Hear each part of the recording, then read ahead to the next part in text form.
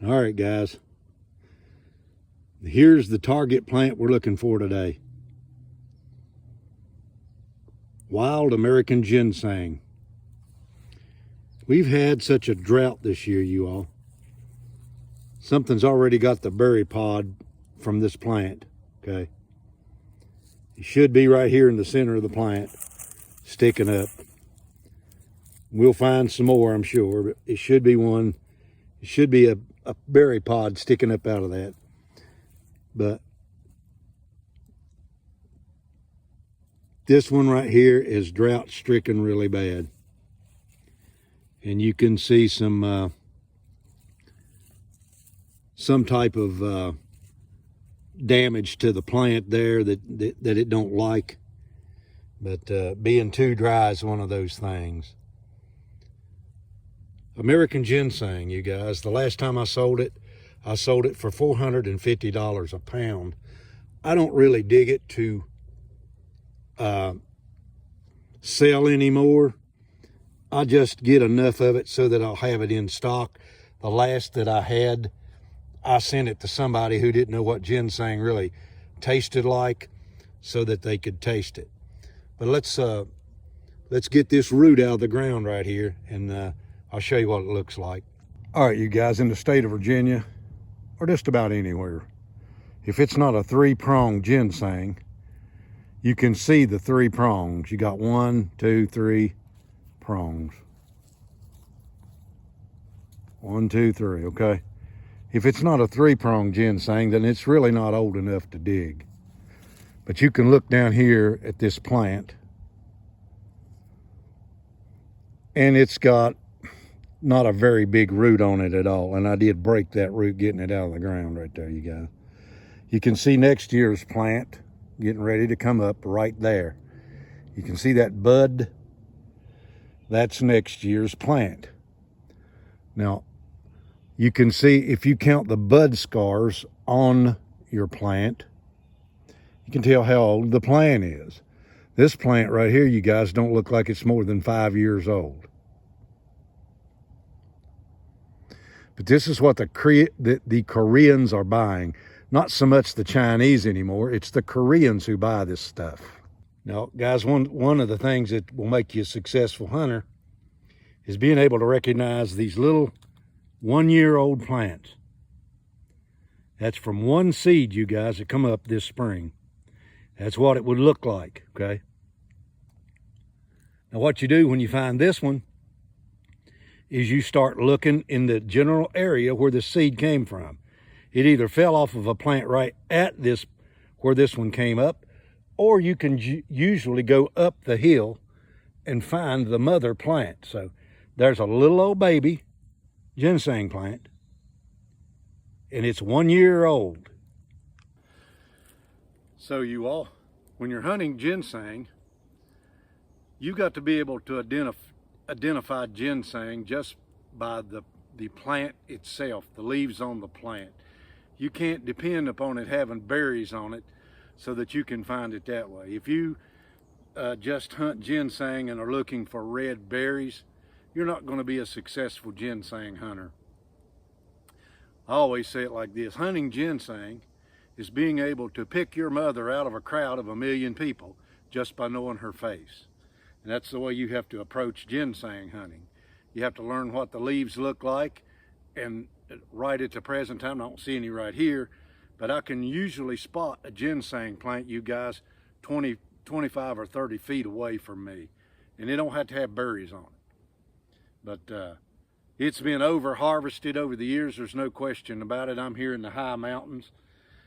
Some people say it only grows on the north side of the mountain. Well, you know, there ain't no north sides of mountain. If you're like, you live in a place like Wisconsin, there ain't no mountains. Ginseng grows everywhere in Wisconsin. It grows in the shade, you guys. That's what it likes. Good shade.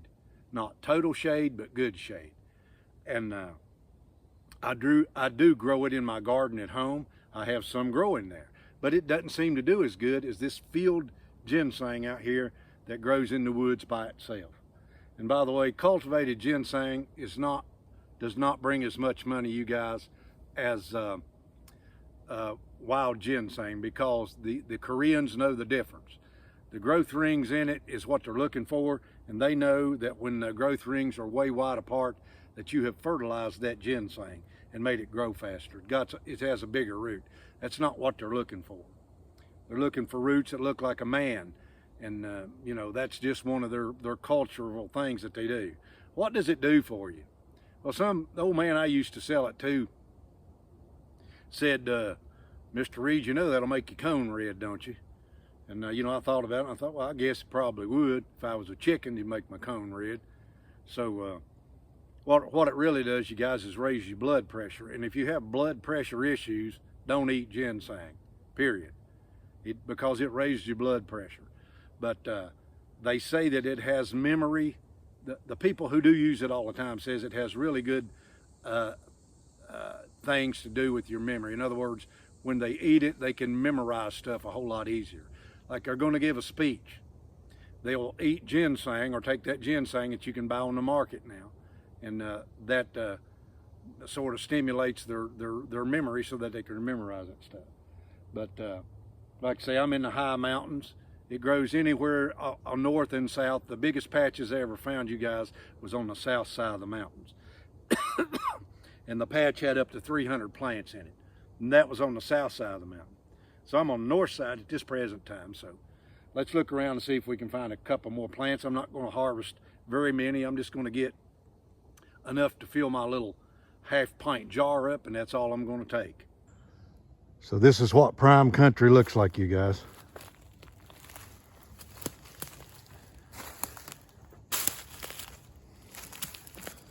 See the different plants here. There's some bloodroot right there. Cohosh.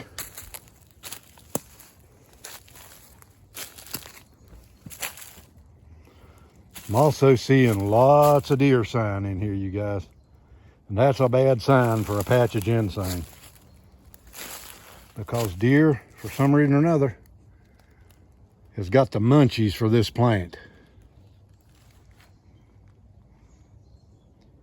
See, I'm about 300 yards from the top of this mountain right here too. And one of the things, you all, that I like to do is, you see that wild ginger right there?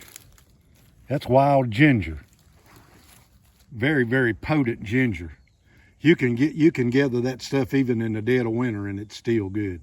If you can find a patch of wild ginger, the ground conditions are really, really good for ginseng. It's also good for black cohosh. You can see that cohosh plant right there. The wild ginger here in the Allegheny Mountains is hidden away in dark, loamy ground. All right, you all, check out this beautiful plant right here. Wouldn't that be something? That right there, you guys, is fool's sang. Wild sarsaparilla, or fool's sang. It's everywhere. You can see it.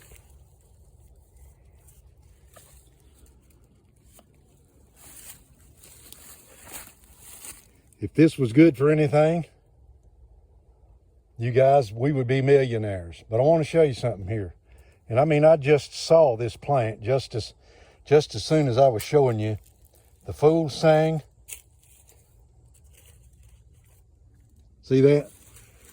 Right there's a real ginseng. All right, you guys, there's a little two-pronger. You can see the little seed pod. I can tell you right now, guys, it's too dry this year. Let's see what this looks like right here. We're not going to dig this plant, you all. We're just checking it out.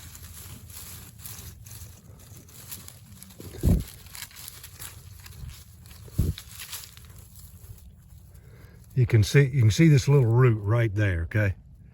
And you can see next year's plant coming up right here. We're not going to dig this. We're not going to dig this plant, you guys.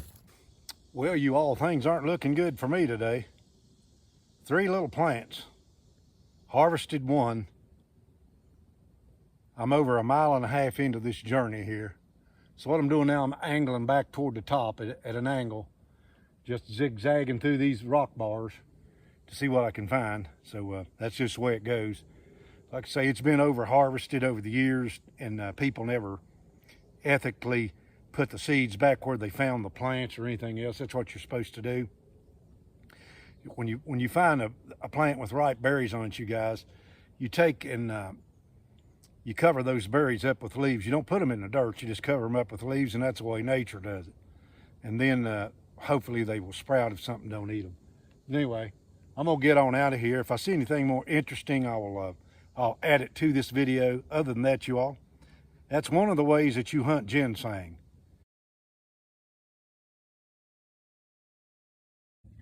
All right, you all, I hadn't no more than done the end of this video. I want you to check this out. Ginseng, ginseng, ginseng, ginseng.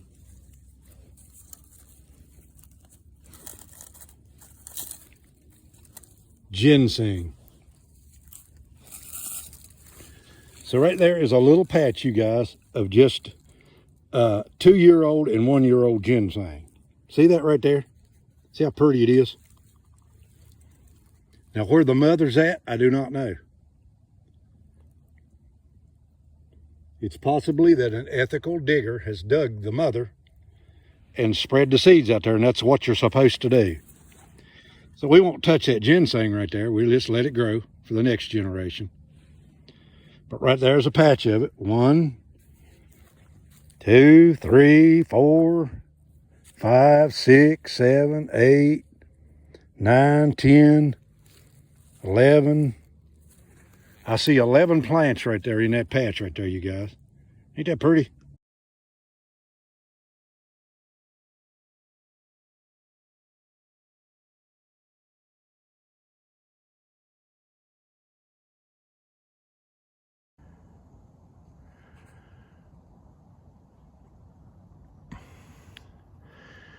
All right, you all, check out that plant right there. That's what I've been looking for all morning long. The mother of all plants. That plant, you guys, is over 12 inches tall. Beautiful seeds on it. It is a 3-pronger, and it is a digger. Most definitely a digger.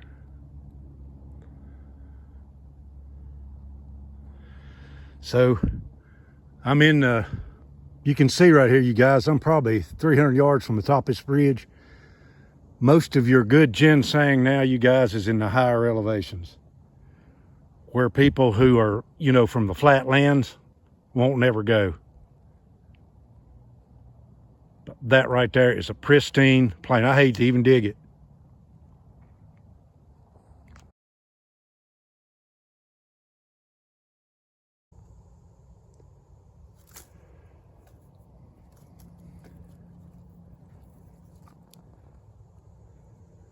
There's the roots, you guys, off of that plant right there.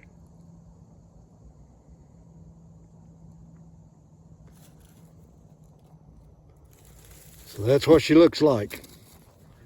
And what we're going to do, you guys, with the seeds, we're just going to put them around here because there's more than one seed in these pods, guys. These pods are full of seeds. If you take a look at this very ripe seed here, see all your seeds?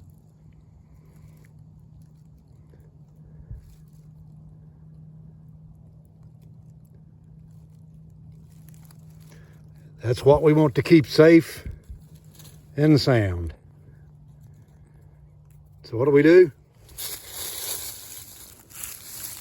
We're just going to cover them up with the leaves, just like that right there. That's all we got to do.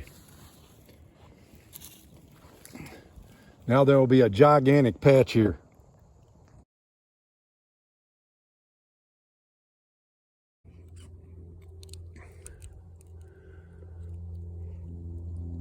Okay, you all. Before I updated this video, I should have just went another 1/4 of a mile, because now I'm finding some really good ginseng. Another nice one, you all. beautiful. Let's see how big it is right here in all these rocks. This is literally growing, you guys, in the rocks.